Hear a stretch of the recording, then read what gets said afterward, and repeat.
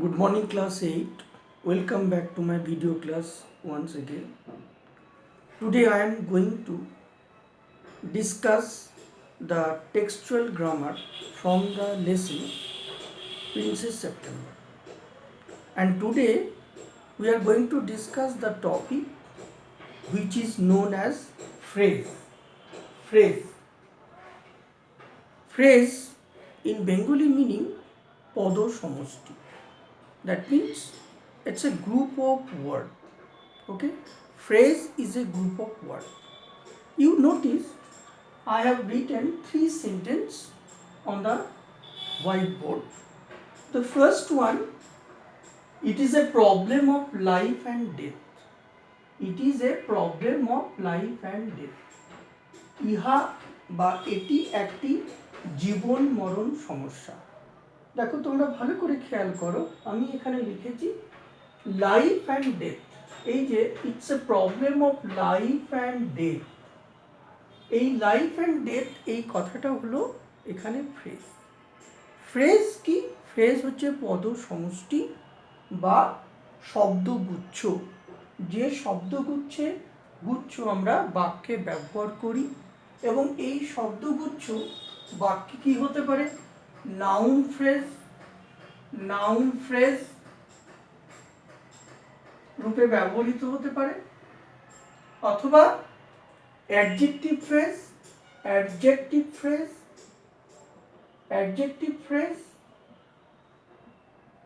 অথবা অ্যাডভার্বিয়াল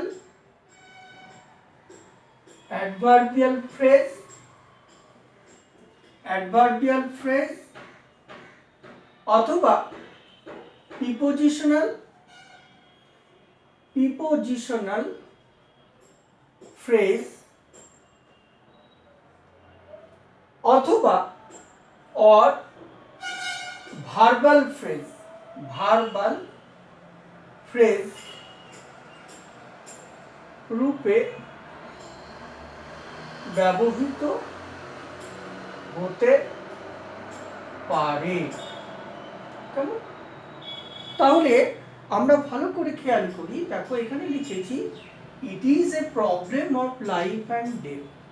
এই যে লাইফ অ্যান্ড ডেথ শব্দটা কি লিখেছি? Life and death.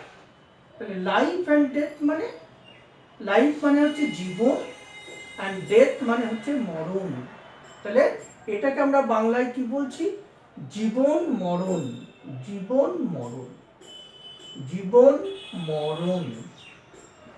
ওকে, তাহলে এই লাইফ অ্যান্ড ডেথ, এই যে দুটো শব্দ, এই শুধু দুটো শব্দ, মাঝখানে একটা অ্যান্ড আছে, দুটো শব্দকে আমরা অ্যান্ড দিয়ে জয়েন করে এটাকে একটা ফ্রেজ বা আমরা একটা বাক্যাংশ তৈরি করেছি, যার মধ্যে কোনো সাবজেক্ট নেই, কোনো ফাইনাইট ভার্ব নেই, শুধুমাত্র শব্দগুচ্ছ বা পদসমষ্টি হিসাবেই আমরা ফ্রেজকে কি করব? স্বীকার করব বা বিবেচনা করব। এরপরে দেখো পরের সেন্টেন্সটা কি লিখেছি। পরের সেন্টেন্সটা যখন লিখেছি আমরা number 2-তে, the room is under lock and key, মানে ঘরটি তালা চাবি দিয়ে বন্ধ। তাহলে এক্ষেত্রে সেন্টেন্সটা কি আছে? লক অ্যান্ড কি।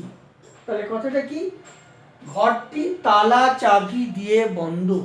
The room is under lock, LOCK, lock and কি। লক মানে তালা, কি মানে চাবি। তাহলে কি মানে চাবি, তাহলে লক অ্যান্ড কি মানে তালা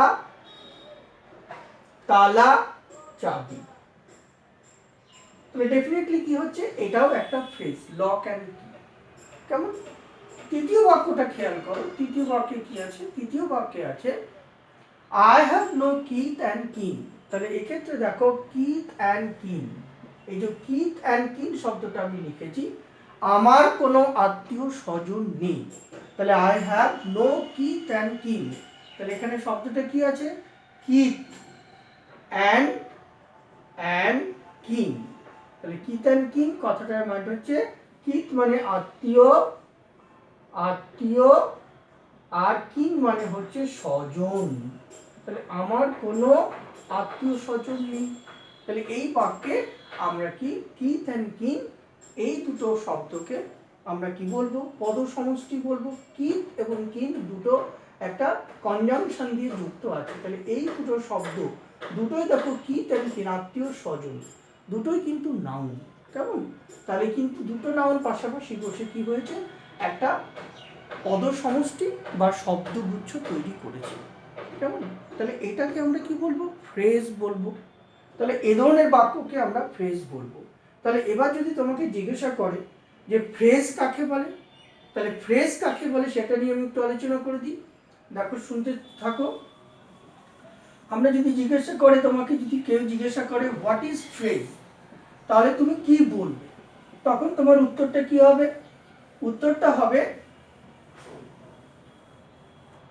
দেখো, অ্যাকর্ডিং টু নেসফিল্ড, অর্থাৎ নেসফিল্ডের মতে, অ্যাকর্ডিং টু নেসফিল্ড, অ্যাকর্ডিং টু নেসফিল্ড, তোমরা সবাই নেসফিল্ডের নাম শুনেছো, বিখ্যাত গ্রামারিয়ান বা বিখ্যাত ব্যাকরণবিদ নেসফিল্ড। নেসফিল্ডের মতে, অ্যাকর্ডিং টু নেসফিল্ড বা Nesfield says that a combination of words, কি বলবো, a combination of words, a combination of words that makes sense,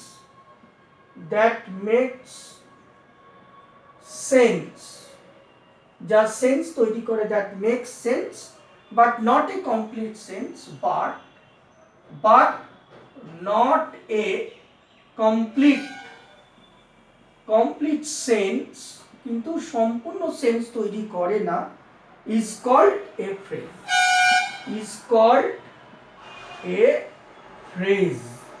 তাকেই আমরা কি বলবো, ফ্রেজ বলবো। তাহলে নেসফিল্ডের মতে কতগুলো শব্দের সমষ্টি যা একটি সেন্স বা একটি বিশেষ অর্থ প্রকাশ করে কিন্তু সম্পূর্ণরূপে অর্থটাকে পরিষ্কার করে না, তখন তাকে আমরা কিন্তু ফ্রেজ বলবো।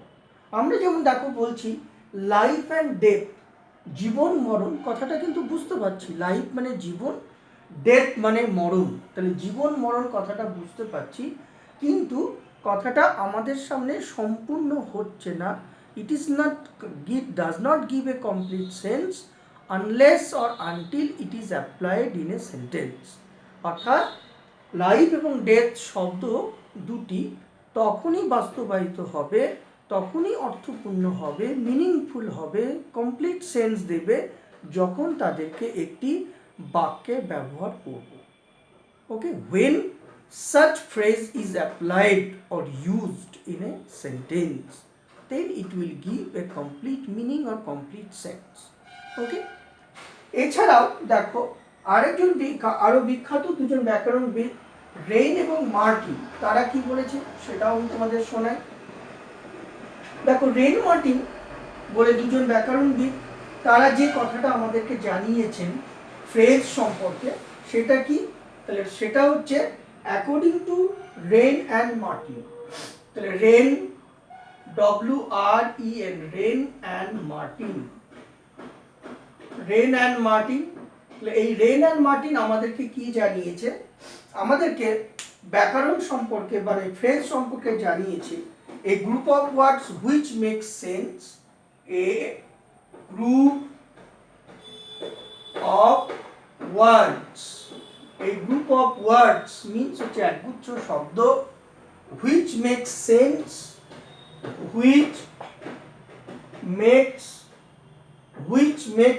sense, যা কি করে সেন্স তৈরি করে, which makes sense but not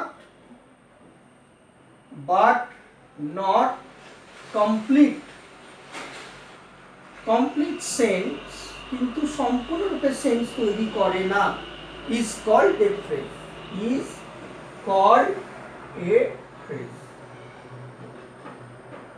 okay, is called a phrase। বোঝা গেল?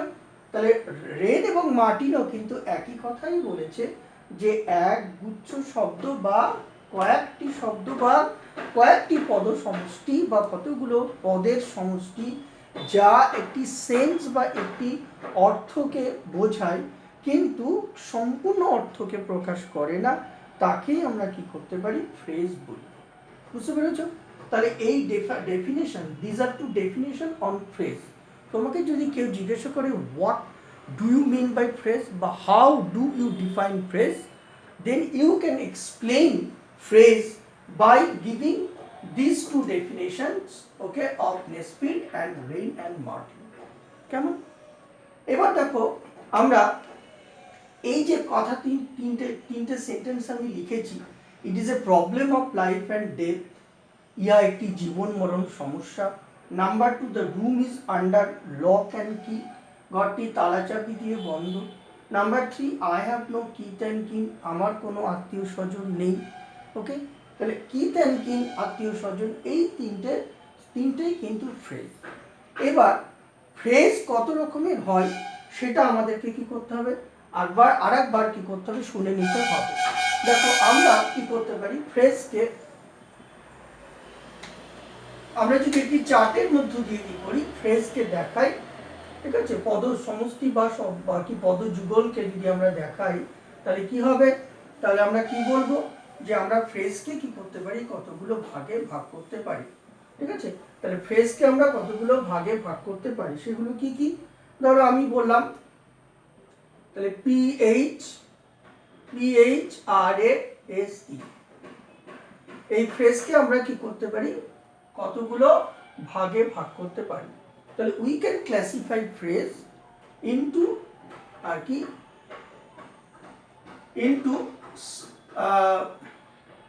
into 5 parts. What are they? Number 1, noun phrase, NOUN, noun phrase. তাহলে noun phrase, okay, noun phrase. Number 2, adjective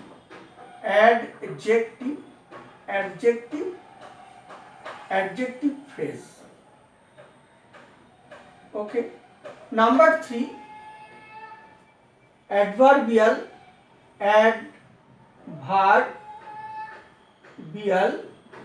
phrase, PHRASE. Number 4, preposition, PREPOSITIONAL, prepositional phrase, okay. And number 5, verb phrase, okay, verb phrase. তাহলে কথাটা কি, noun phrase, তাহলে noun ফ্রেজকে আমরা কি বলবো, বিশেষ্যধর্মী শব্দগুচ্ছ। তাহলে এইটাকে আমরা কি বলবো, এটাকে আমরা বলবো বিশেষ্যধর্মী শব্দগুচ্ছ। কেমন? নাউন ফ্রেজকে আমরা বলবো বিশেষ্যধর্মী শব্দগুচ্ছ। তারপরে দেখো অ্যাডজেক্টিভ ফ্রেজকে আমরা কি বলবো, বিশেষণধর্মী শব্দগুচ্ছ। তারপরে বলবো দেখো অ্যাডভার্ব, তাহলে অ্যাডভার্বিয়াল ফ্রেজকে আমরা কি বলবো, তাহলে অ্যাডভার্বিয়াল ফ্রেজকে যদি আমরা বলি তাহলে কি বলবো, আচ্ছা দেখো অ্যাডভার্বিয়াল ফ্রেজকে আমরা বলবো ক্রিয়া বিশেষণ বা বিশেষণের বিশেষণধর্মী শব্দগুচ্ছ। অর্থাৎ এটাকে বলবো ক্রিয়া বিশেষণ বা বিশেষণের